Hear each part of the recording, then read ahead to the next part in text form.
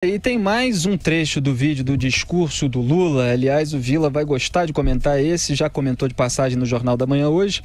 É o seguinte, o Lula disse ainda que o desembargador não pode pedir ajuda ao governo sem dizer quem o está ameaçando. Depois eu vou comentar a respeito disso. E o petista lembrou ainda que o magistrado é bisneto do coronel que ordenou a invasão de Canudos, que resultou na morte do líder Antônio Conselheiro. Solta aí, Andrezão. O que me chamou a atenção é que esse cidadão vai a Brasília pedir proteção na Suprema Corte. O chefe da Casa Civil lá, o general Etigói, no pleno, sem explicar quem é que está ameaçando. Porque veja, se tiver uma ameaça, tem que pedir proteção, mas diga quem está ameaçando. Aliás, esse cidadão, Lindenberg, se você for ver um pouquinho a história, esse cidadão é bisneto do general Tom Flores, que invadiu Canudos e matou Antônio Conselheiro. É da mesma linhagem. Então, quem sabe, ele esteja me vendo como um cidadão de Canudos e queira tentar acabar com a minha linhagem. Bom, vamos lá. Sobre as ameaças, o Roberto Veloso da AJUF, Associação dos Juízes Federais, que deu uma entrevista aqui para a Jovem Pan, ele disse que os responsáveis por essas ameaças aos desembargadores que julgarão o Lula no TRF4 já foram identificadas. E segundo ele, elas foram feitas basicamente em redes sociais e os perfis foram identificados e enviados à Procuradoria-Geral da República. E agora vai caber à PGR decidir o tratamento que dará a esses dados. Vila, na verdade, o coronel Thompson Flores foi morto pelos capangas do Antônio Conselheiro com um tiro no peito, foi isso? Você pode contextualizar aí a história, porque o Lula tá meio que distorcendo. Não sabe nada. Eu acho que o primeiro, olha, olhando o palco, lembra uma comédia italiana chamada Feios, Sujos e Malvados.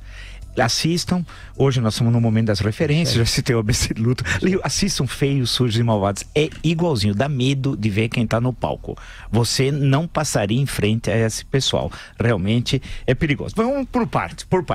Primeiro, o Lula errou, falou que o general Echegoyen é da Casa Civil, não, ele é do GSI. Tá errado. Você vê que ele tinha tomado umas canjibrina, como de hábito, ele estava fora de si, tá errado. Veja quantos erros só numa... Então tá errado.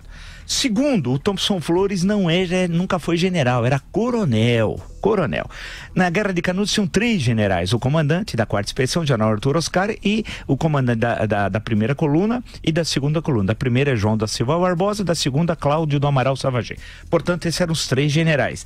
E o Thompson Flores era coronel, e não era bisavô, era tataravô. Então, veja o número de erros. Vamos pôr a bola no jogo. Salada. E aí ele indica o Lindenberg Farias para dar legitimidade histórica. Um semi-analfabeto, corrupto, ladrão, prefeito de Nova Iguaçu, fez coisas tenebrosas lá tal. Olha o nível dessa turma que governou o Brasil e muita gente ficou de joelho e chamou o Lula de estadista. Gente poderosa, hein? Eu nunca me esqueço. Chamamos o Lula de estadista, sendo que a dúvida do Lula era em 2010 ou ser secretário-geral da ONU ou presidente do Banco Mundial. Era só isso, ele não queria mais nada, né? Agora, com relação a... E outra coisa, o Antônio Conselheiro morreu a 22 de setembro. Ele morreu por uma hemorragia provavelmente oriunda de um fragmento de uma granada. Portanto, e o Thompson Flores morreu antes.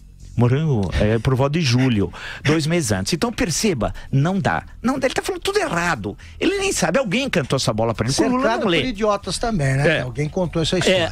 Então ele não sabe, ele não tem informação. E o caso de Canudos, ele tenta se aproveitar da memória de Canudos. Em 1993... ele fez uma caravana da cidadania e passou por lá. Eu conheço, não só porque minha tese de doutorado chama Canudos, o Povo da Terra, foi sobre Canudos, tem várias edições aí e tal, acho que tá esgotado agora.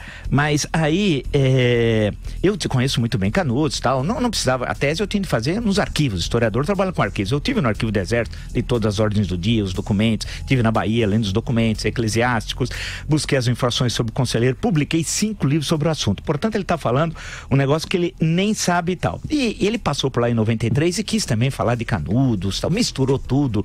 Foi uma confusão danada tal. A questão, só para resumir, Canudos foi um movimento não messiânico, isso é um equívoco também, não tem nada de messianismo em Canudos. O que é um movimento messianista? É aqueles movimentos em que o líder se proclama o Messias, o ungido, esperado, né? Aquele que está lá citado por nosso amigo Mateus, tal, voltou à terra, tal. E se em momento algum ocorre em Canudos, a capa aí é bonita, essa é uma foto da época do Flávio de Barros. Flávio foi o fotógrafo, um dos fotógrafos, são dois, um morreu lá.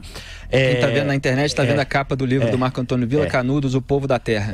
E o Flávio de Barros acabou voltando, tal, são cerca de 70, aproximadamente 70 fotos que são fundamentais para o pesquisador, tal. E havia muito uma lenda sobre Canudos. Canudos era socialista, né?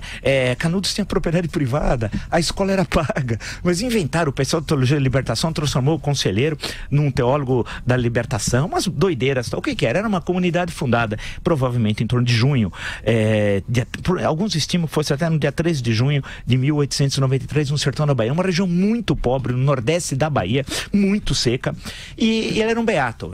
O que é um beato, grosso modo, para ser muito rápido e sucinto? É alguém que professa o cristianismo e vai peregrinando no sentido latim, caminhando pelo campo e apresentando sua fé, tal. Ele nunca, um beato nunca exerce as funções de um padre, ele não oficia uma missa, um batizado, uma confissão, um casamento, nada disso. Como havia uma escassez de padres no catolicismo brasileiro durante os 3 séculos da colônia e durante o século XIX, né, o número de padres era muito pequeno, só começa a crescer a partir já do final do Império, quando ocorre a romanização do clero brasileiro, que é uma longa história, a partir de Pio IX. Mas a questão toda, então esses beatos substituíam, grosso modo, os padres e seguiam, e alguns eram muito conhecidos. O mais conhecido de todos é a figura de Antônio Conselheiro. Era um local, uma freguesia chamada Santo Antônio dos Canudos, segundo a documentação da década de 80 do século XIX, e lá ele se instala. E a partir dali começa a crescer. Eu presta atenção, Lula.